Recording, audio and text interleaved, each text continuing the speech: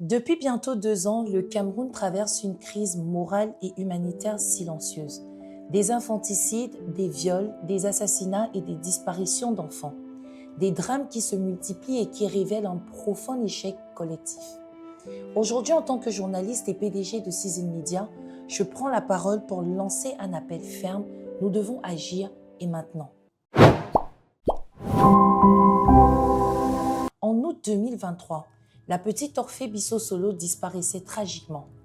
Le 10 mai 2025, c'est bébé Mathis qui perdait la vie, victime d'une cruauté inimaginable. Puis tout récemment, Divine Barga, encore une enfant, encore un avenir brisé. Et ce ne sont que les noms que nous connaissons. Derrière eux, combien d'enfants oubliés, combien de familles réduites au silence. Je m'adresse aujourd'hui au ministère des Affaires sociales et au ministère de la Promotion de la Femme et de la Famille. Votre rôle est central dans la protection des mineurs. Il est urgent et indispensable de mettre en place des lignes rouges nationales, des protocoles stricts, clairs et publics qui définissent les comportements à risque, les seuils d'alerte, les obligations d'intervention immédiate, les sanctions en cas de manquement. Des numéros verts anonymes pour dénoncer. Il faut créer, publiciser et protéger. Des lignes téléphoniques anonymes, des plateformes de signalement sécurisées, des équipes de réponse rapide formées pour intervenir dans l'urgence parce que de nombreux citoyens craignent de signaler. Parce que des vies se jouent en quelques minutes, parce que protéger un enfant ne devrait jamais être un acte dangereux. Ces ministères doivent prendre la tête d'une campagne nationale d'information visible, continue et accessible jusque dans les zones rurales, parce que ce qui s'y passe est encore plus grave. Le ministère de la Justice est central. Il peut renforcer les lois contre les crimes sexuels et les violences faites aux enfants. Des peines lourdes doivent être mises en place. Créer des juridictions spécialisées, des tribunaux pour mineurs ou violences sexuelles. Accélérer les procédures judiciaires pour éviter l'impunité.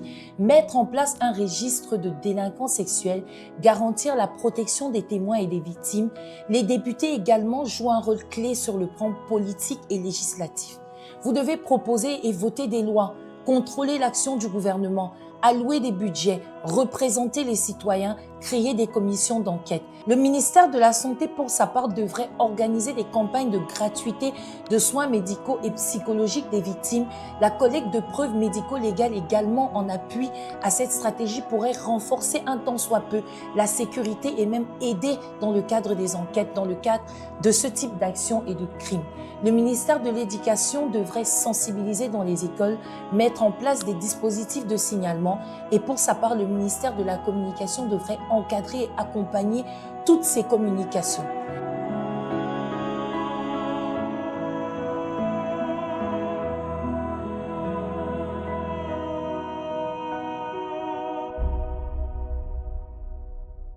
Alors, parents et tuteurs, j'aimerais aussi m'adresser à vous. Surveillez, dialoguez et encadrez vos enfants. Apprenez-leur la prudence. Écoutez leurs peurs, soyez présents chaque jour. La sécurité d'un enfant commence dans la vigilance d'un foyer. Et vous, chers citoyens, vous êtes les premiers témoins. L'assistance à une personne en danger n'est pas seulement une obligation morale, c'est un acte qui peut sauver une vie. Si vous voyez, si vous savez, signalez. Ces futures lignes anonymes sont là pour vous protéger. Je l'espère d'ailleurs qu'elles seront mises en place. Le Cameroun ne peut plus attendre un drame de plus pour réagir. Protéger nos enfants n'est plus un débat, c'est une urgence.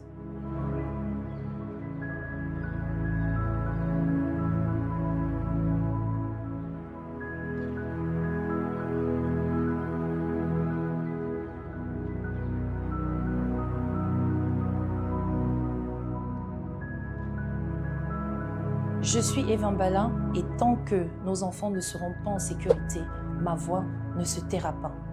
Stop aux infanticides.